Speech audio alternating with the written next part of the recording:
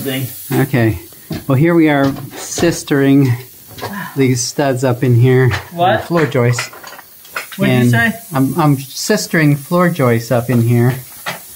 And we got it clamped up, and we got the new 2x8 or 2x10 up in there.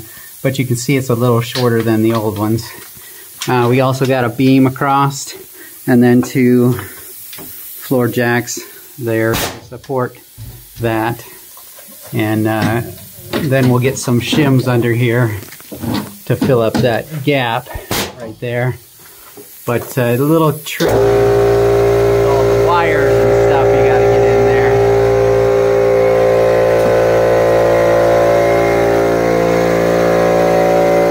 So we used my old, I don't know, some kind of antique screw jack we got going on down there. I think I'm going to have to turn this off. Got to turn this off.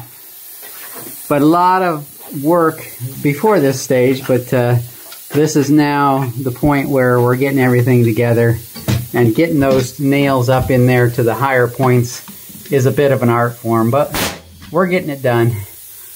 Thanks for watching. Like and subscribe.